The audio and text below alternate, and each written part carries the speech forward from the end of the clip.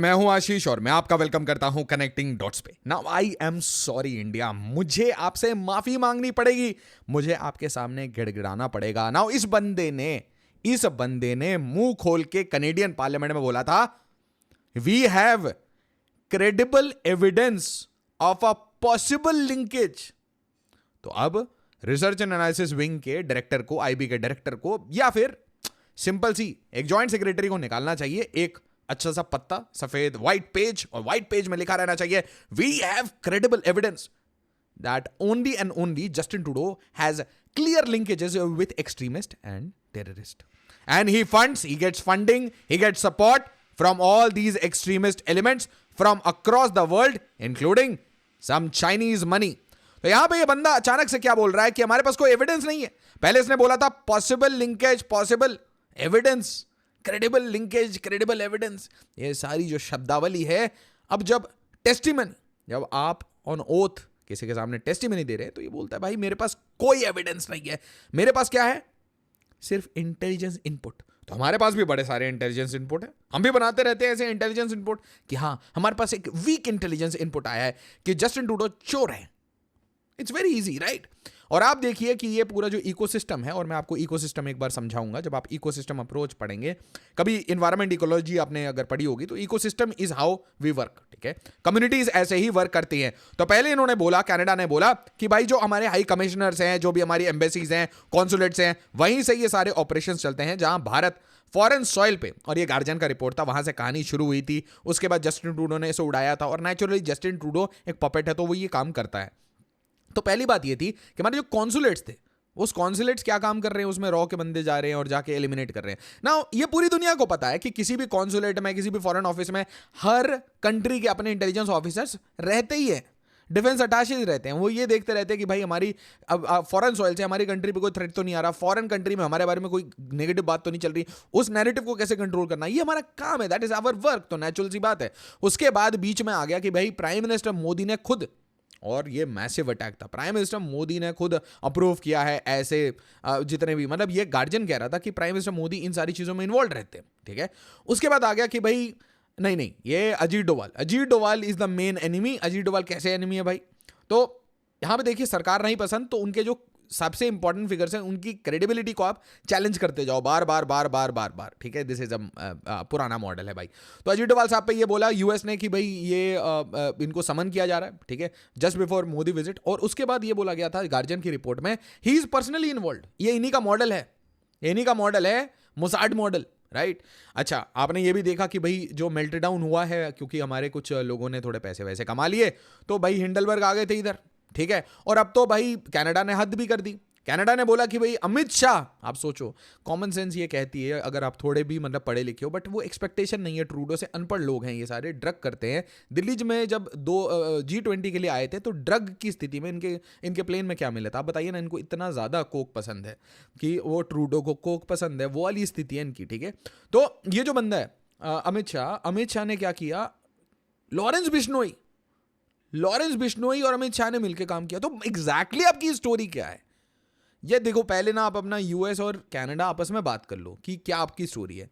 उसके बाद मैंने देखा कि जब भी आपको हमारी बात नहीं पसंद आती, आपको इंडिपेंडेंट फॉरेन पॉलिसी नहीं पसंद, आपको भारत का इंडिपेंडेंस ही नहीं पसंद, आप वो व्हाइट मैन्स बर्डन में चाहते हो हम आपकी बात सुने, क्यों सुने भाई? ऐसा कुछ आपने लाइफ में कुछ किया हो ना। मतलब जनरली क्या होता है, हमारी कॉलोनी में कोई भी होता है, हमारे पेरेंट्स बोलते हैं ये देखो फलाना उसने IIT निकाला, उसने IIM निकाला, आपने कुछ नहीं किया यार, you have been utter failure. अगर कोई दुनिया का सुपर पावर होता तो सुपर पावर की इकोनॉमी साइज ऐसी होती कि भाई चाइना के आपको 30 साल में बीट करके जा रहा है, ये इकोनॉमिक साइज बनाया आपने। ये मूर्खता है आपकी, ठीक है? और ये कनाडा हमें उपदेश दे रहा है भाई, प्लीज अपने लेवल के लोगों से बात करो भाई, हम 4 ट्रिलियन में पहुंच चुके हैं ना। कनाडा बिकेम अ पपेट, और वही मैं ये कहना चाहता हूं, Canada is a vassal state of US, simple सी बात है। तो ये 2 पपेट्स को यूज किया अलग अलग कंट्री ने। एक कंट्री ने यूज किया हरदीप सिंह निज्जर को, और इनकी किलिंग को यूज किया कनाडा ने, और गुरपतवंत सिंह पन्नू को यूज किया यूएस ने। ये दोनों प्लांटेड एसेट्स हैं, इन दोनों के अपने एसेट्स हैं, और नेचुरल सी बात है अगर ये उनके एसेट्स हैं तो हमारे पास भी एसेट्स होते हैं, हम भी ऐसे काम करते हैं, सेम बात है। बट अब पब्लिकली ये बंदा कह रहा है कि आई हैव नो एविडेंस, मेरे पास कोई एविडेंस नहीं है, मेरे पास कोई साक्ष्य नहीं है, मेरे पास कोई फैक्ट नहीं है, मैं बस ऐसे ही कह रहा था। और उसके बाद भारत सरकार की जो MEA के तरफ से जो अभी ग्रिलिंग शुरू हुई है, now this is the just the starting. यहां पे आप देखिएगा कि Trudeau and Trudeau only will be the target, किसी और को कुछ नहीं कहा जाएगा। Justin Trudeau will be the only target. मतलब मैं ये कहना चाहता हूं कि भाई अगर ये वो था ना किल द वोक वायरस, तो ये वोक वायरस का ये poster boy, he is the poster boy for global woke virus, ठीक है। और उसके बाद देखो only Trudeau is the culprit, कोई गवर्नमेंट नहीं, कोई और फंक्शनरी नहीं। और मैं आपको बताना चाहता हूं कि बड़े सारे यूट्यूबर और बहुत सारी पूरी दुनिया, जैसे आपने देखा हरियाणा इलेक्शन के बाद बहुत पैनिक हुआ है, उसी तरीके से यूएस इलेक्शन में अभी डोनाल्ड ट्रंप बहुत बुरी तरीके से लीड कर रहे हैं। गलती से डोनाल्ड ट्रंप जीत गए तो इन यूट्यूबर्स का क्या होगा, जिन्होंने शेख हसीना को डिक्टेटर बोला था, जिन्होंने प्राइम मिनिस्टर मोदी को डिक्टेटर बोला था, what will happen to them? क्योंकि फिर यहाँ पे जो लिबरल स्ट्रक्चर्स हैं वो टूटेंगे, कंजर्वेटिव स्ट्रक्चर को सपोर्ट मिलेगा, तो क्या होगा? What will happen? What will happen to mister? ठीक है, जब प्राइम मिनिस्टर्स नहीं बचेंगे तो आप कैसे बचेंगे, सोचिए जरा। तो ट्रंप वर्सेस हैरिस 2024, और यहां पे ट्रंप लीड कर रहे हैं, क्लियरली लीड कर रहे हैं। और यहां देखिए सिंपल सा इंडियन एक्सप्रेस कितनी शांति से लिख रहा है, India Canada tensions while latest escalation में be sinking Justin Trudeau's last play of the dice. क्योंकि ट्रूडो के पास अब कुछ बचा नहीं है, he has become a disaster for Canada, ठीक है। और इसको सपोर्ट था जगमीत सिंह का। अब जगमीत सिंह जो बोले वो सही है, जो तुमको हो पसंद वो बात करेंगे। और Jagmeet Singh is a smart man, is a smart man.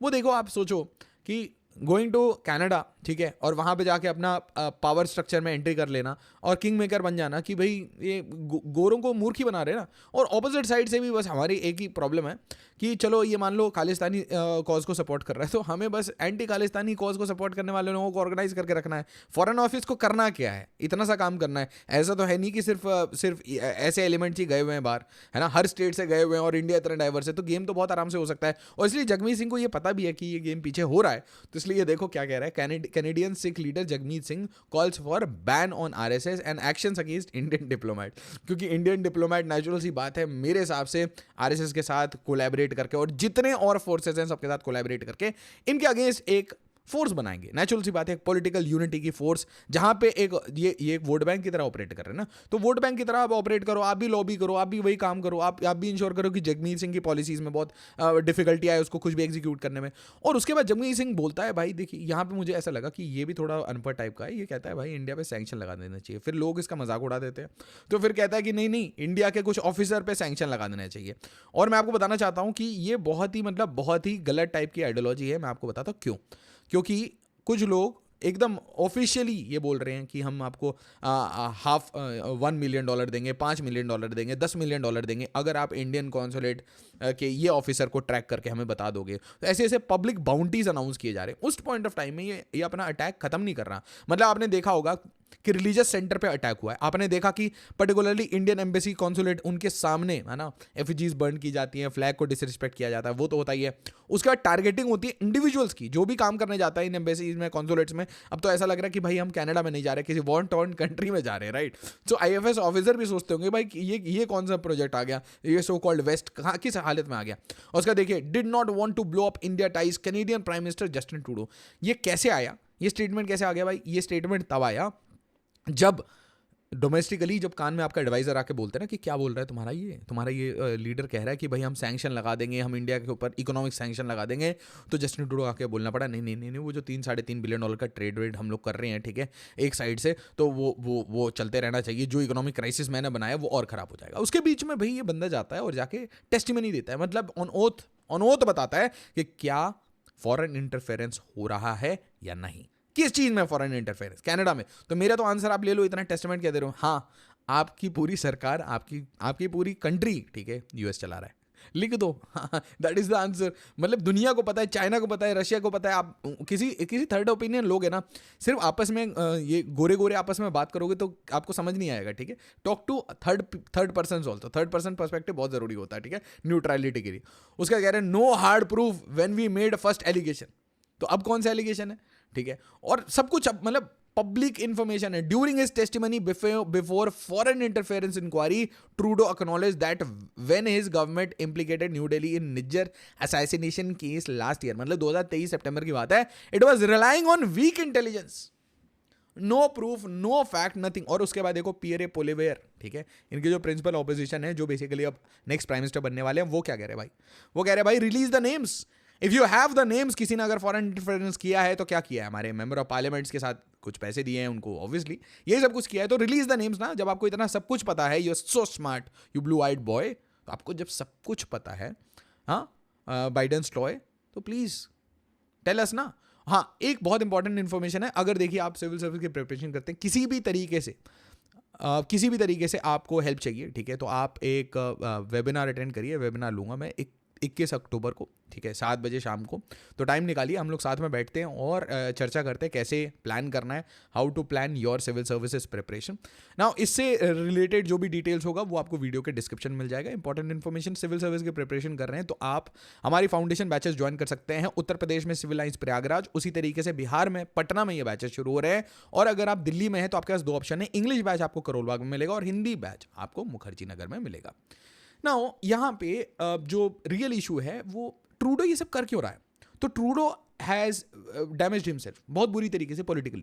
Trudeau is the most unpopular leader of Canada, और मैं कहना चाहता हूँ पूरी दुनिया। G7 में ओलाफ शोल्स और जस्टिन ट्रूडो वो ऐसे पोजीशन पे पहुंच चुके हैं जहां पे उनकी कंट्री में ही उनका कोई सपोर्ट नहीं बचा है। बस वो अब ग्लोबलिस्ट रह गए। ग्लोबलिस्ट मतलब ग्लोबल इश्यूज पे ज्ञान देना, कंट्रीज को आपस में लड़ाना, कभी चाइना पे कमेंट करना, कभी इंडिया पे कमेंट करना। और मैं आपको एडवाइस करता हूं कि आप बस एक चीज सर्च करो, जस्टिन ट्रूडो और शी जिनपिंग। ऐसी मतलब पिटाई मैंने कभी देखी नहीं पब्लिक प्लेटफॉर्म पे उस बंदे को, जो शी जिनपिंग ने जितना पूरी तरीके से टाइट किया था। और उसकी चाइना ने वीडियो भी रिलीज करवा दी जान के कि भाई देखो कैसे हाउ चाइना हैंडल्स कनाडा।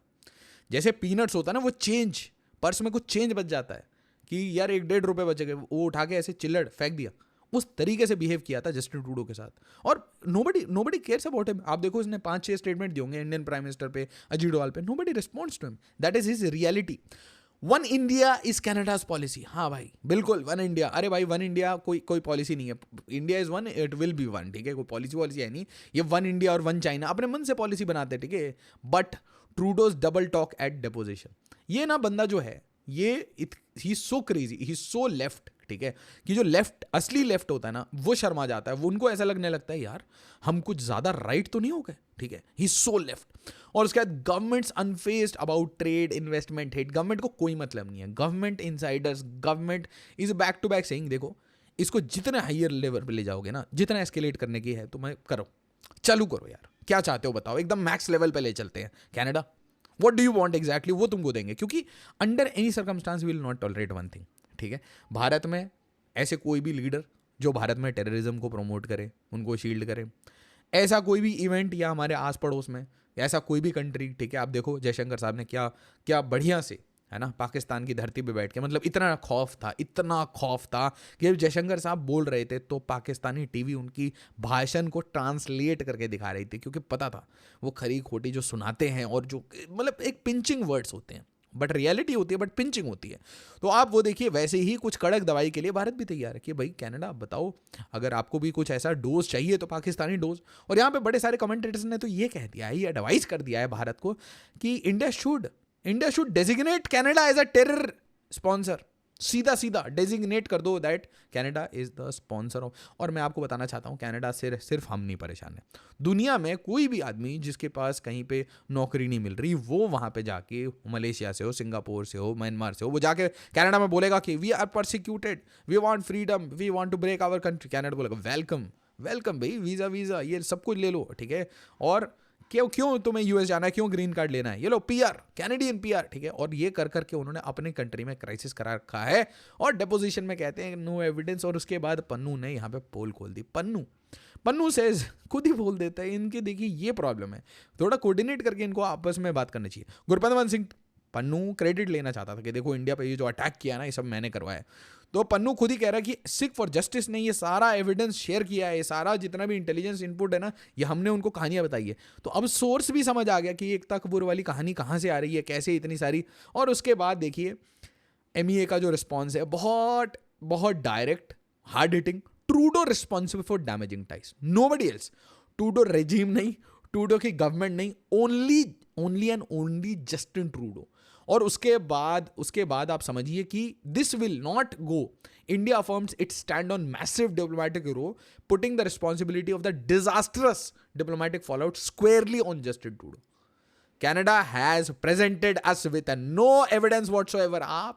मैं आपको बता रहा हूं कि आजकल पाकिस्तान इतना खुश होगा कि उनकी बिल्कुल पिटाई नहीं कर रहे हैं, और हम लोग डायरेक्टली किसकी पिटाई कर रहे हैं? Directly Canada. तो वीडियो को लाइक जरूर करिएगा, शेयर करिए और सब्सक्राइब करिए to the channel connecting dots. As always, जय हिंद, जय भारत.